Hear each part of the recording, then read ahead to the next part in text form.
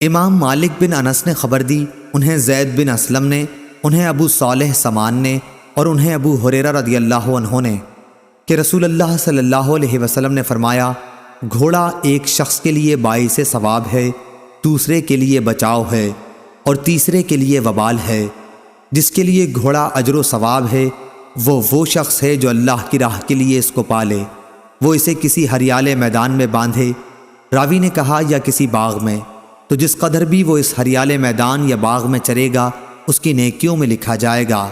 اگر اتفاق سے اس کی رسی ٹوٹ گئی اور گھوڑا ایک یا دو مرتبہ آگے کے پاؤں اٹھا کر کودا تو اس کے آثار قدم اور لید بھی مالک کی نیکیوں میں لکھے جائیں گے۔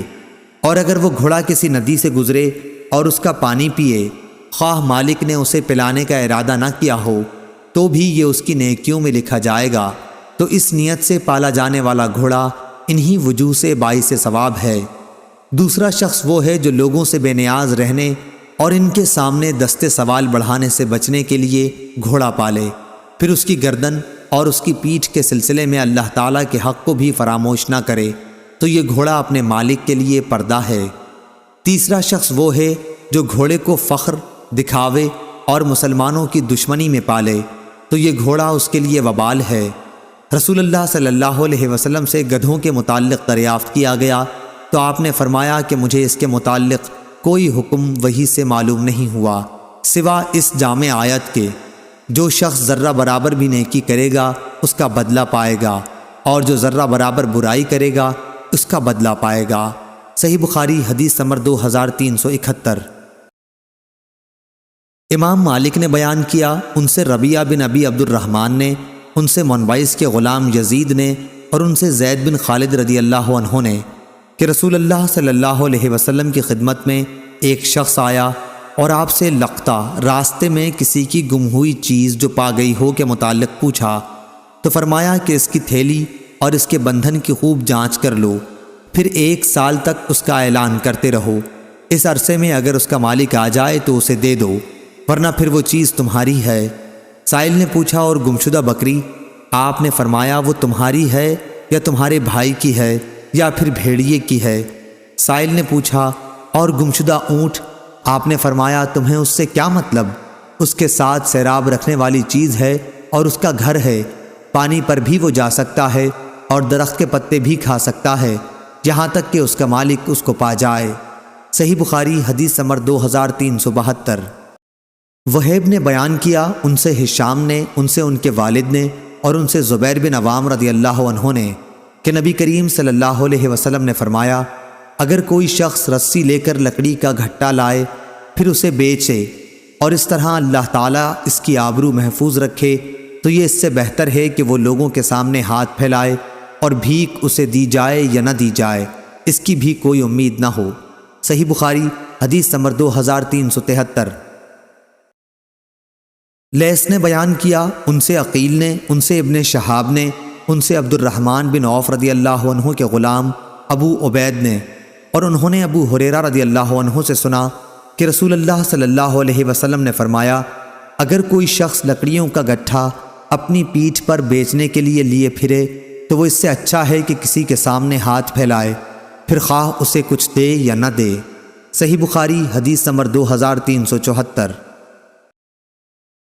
شہاب نے خبر دی، انہیں زین العابدین علی بن حسین بن علی رضی اللہ عنہ نے، ان سے ان کے والد حسین بن علی نے کہ علی بن ابی طالب نے بیان کیا کہ رسول اللہ صلی اللہ علیہ وسلم کے ساتھ بدر کی لڑائی کے موقع پر مجھے ایک جوان اونٹنی غنیمت میں ملی تھی اور ایک دوسری اونٹنی مجھے رسول اللہ صلی اللہ علیہ وسلم نے عنایت فرمائی تھی۔ ایک دن ایک انصاری صحابی کے دروازے پر میں ان دونوں کو اس خیال سے باندھے ہوئے تھا کہ ان کی پیٹھ پر ازخر، عرب کی ایک خوشبودار گھاس جسے سنار وغیرہ استعمال کرتے تھے، رکھ کر بیچنے لے جاؤں۔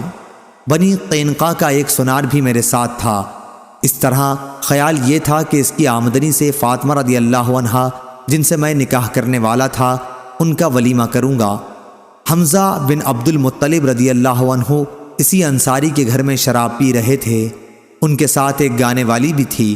اس نے جب یہ مصرع پڑھا، ہاں اے حمزہ اٹھو فربا جوان اونٹنیوں کی طرف بڑھ، حمزہ رضی اللہ عنہ جوش میں تلوار لے کر اٹھے اور دونوں اونٹنیوں کے کوہان چیر دیے، ان کے پیٹ پھاڑ ڈالے اور ان کی کلیجی نکال لی۔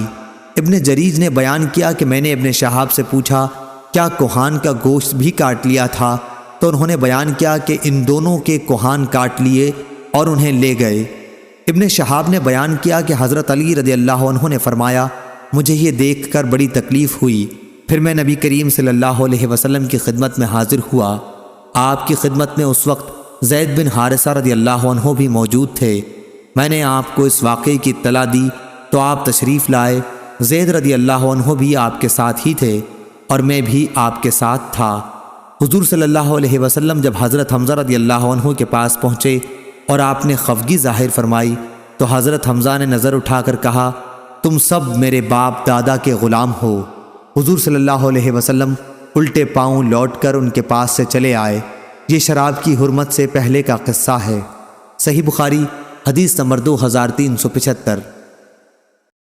شاہجہ بن سعید نے بیان کیا، کہا کہ میں نے انس رضی اللہ عنہ سے سنا، انہوں نے بیان کیا کہ نبی کریم صلی اللہ علیہ وسلم نے بحرین میں کچھ قطعات اراضی بطور جاگیر انصار کو دینے کا ارادہ کیا تو انصار نے عرض کیا کہ ہم جب لیں گے کہ آپ ہمارے مہاجر بھائیوں کو بھی اسی طرح کے قطعات عنایت فرمائیں۔ اس پر آپ نے فرمایا کہ میرے بعد دوسرے لوگوں کو تم پر ترجیح دی جایا کرے گی، تو اس وقت تم صبر کرنا یہاں تک کہ ہم سے آخرت میں آ کر ملاقات کرو۔ صحیح بخاری حدیث نمبر 2376۔